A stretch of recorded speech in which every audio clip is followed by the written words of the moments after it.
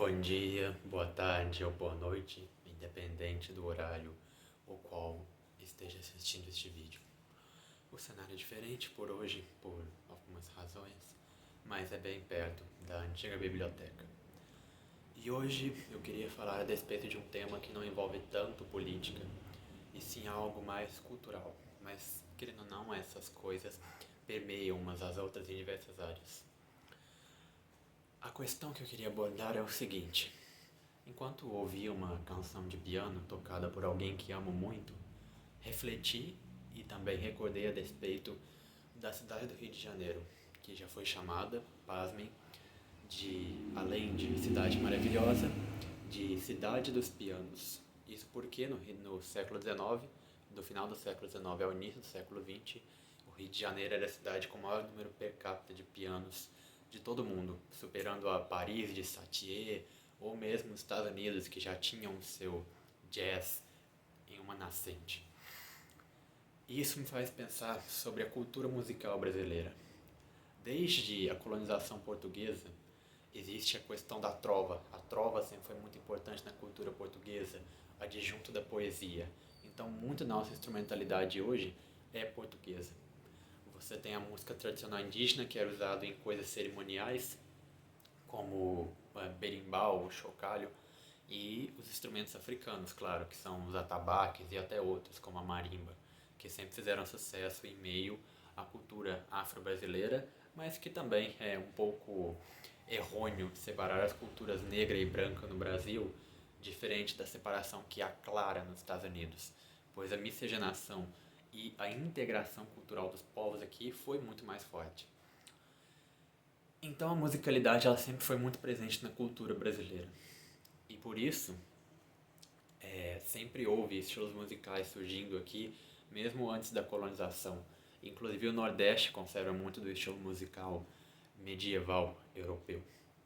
Só que eu me pergunto, quando o Rio de Janeiro começou a ser conhecido como a capital do funk, né, o dito funk carioca, ao invés de a cidade dos pianos? Bom, vejamos. Primeiro a gente tem que refletir sobre qualidade musical. Muitas pessoas dizem que determinada música não é arte ou determinada música não é boa. A música, assim como qualquer estilo de arte, claro, é um juízo de valor e depende exclusivamente do seu ouvinte. Mas existem certas regras universais na música, pois a música é feita por seres humanos e todos que habitam o Brasil são brasileiros seres humanos, como é entendível pela lógica comum. E o ser humano tem, na sua questão artística, inerentemente a busca pela beleza. E o que é a beleza? A beleza é difícil conceber, mesmo eu ainda sou muito jovem, né? Então não tenho estudos aprofundados a respeito da beleza. Mas em suma pode-se dizer que beleza é a mistura de harmonia e sentimento. E então seria meio que o sentimento harmonioso. A harmonia ela se apresenta muito na questão da métrica e da realização manual da música, enquanto o sentimento é mais a questão teórica, né? É a mistura. A música ela sempre foi a mistura de teoria e prática, e antes se separava. Compositores não tocavam, quem tocavam eram escravos. Então a música ela foi uma das primeiras formas de arte que mostrou que existe essa praxis, o bom teórico e o bom prático. Então, aqui não faço um juízo de valor a respeito da beleza. E muitos também argumentam que o preconceito ou o rechaço contra o funk é uma espécie de exaltação à branquitude, à burguesia ou à música clássica. Mas você pode reparar na questão da beleza o quanto que as músicas folclóricas de todo mundo não têm uma desarmonia ou mesmo transmitem os sentimentos mais baixos que um ser humano pode sentir. O desejo da fome, da reprodução ou da cobiça. Essas são coisas que nunca foram valorizadas em nenhuma cultura humana, desde os rincões da China antiga até a Mesoamérica. Então, como começa o funk? O funk começa como subproduto, na minha concepção, todo vídeo é uma concepção puramente individual, baseado em certas pequenas informações. Ele começa em um tempo onde a música já era comercial e industrial. tudo que é comercial industrial tem como razão a venda. E muito se argumenta que a venda se dá puramente pela qualidade do produto, mas muitas vezes se dá pela criação de uma demanda artificial. Muitas coisas que consumimos são coisas efêmeras, como roupas de marca ou mesmo tecnologia. Tecnologia como uma televisão que suporta mais pixels do que um olho humano pode enxergar. Então o funk já surge nesse contexto, mas também surge num contexto de que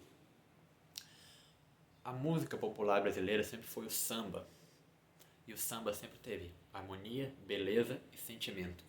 Então, demonstra-se essa organicidade cultural a qual me referi anteriormente, que qualquer cultura preza por essas coisas.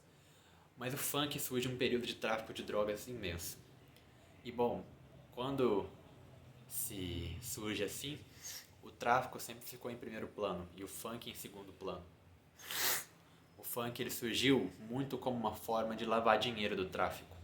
Por que você acha que a música do funk ela sempre retrata sentimentos mais baixos ou tem melodias simples? Porque ela surge única e exclusivamente dessa forma. Ela tem que realçar que a real necessidade de quem vive na favela ou mesmo em uma simples periferia como eu é puramente a adquisição de bens materiais e sentir o máximo de prazeres possíveis.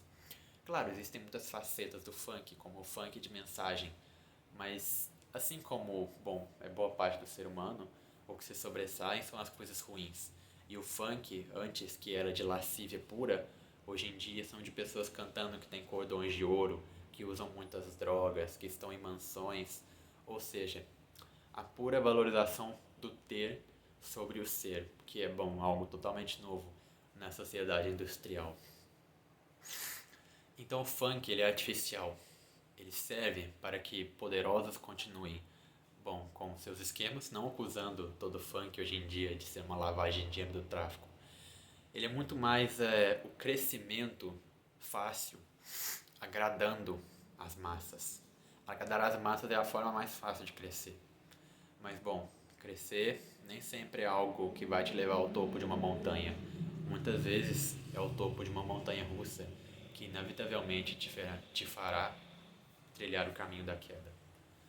Então eu gostaria que as pessoas refletissem mais sobre a questão cultural, o quanto que o ser humano ficou desacostumado com a beleza, o quanto hoje não só a música, mas dando exemplo ainda do Rio de Janeiro, você tem uma arquitetura tradicional incrível.